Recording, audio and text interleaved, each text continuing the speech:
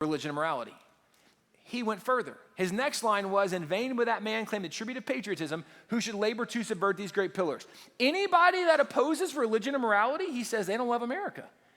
Because what America's built on is religion and morality. Well, the following year when John Adams became president, John Adams, the next year, wrote a letter to the militia of Massachusetts. The letter's only 4 or 5 paragraphs. It's super easy to read.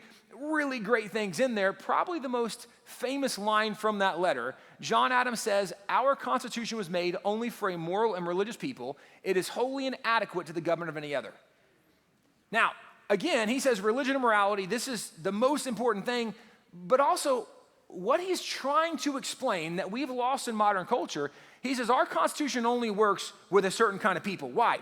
Because our Constitution was built on the idea of giving freedom to people. But freedom only works if you have a moral people.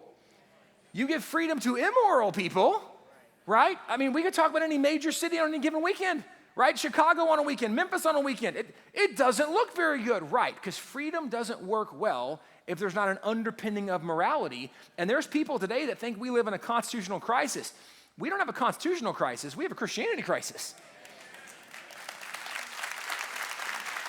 Because when they say religion and morality, as someone who studies this, I can say this very confidently and very easily. I understand that you might want to study this more, and I would encourage you to. When they say religion, they're not talking ambiguously about any faith. They're talking about Christianity.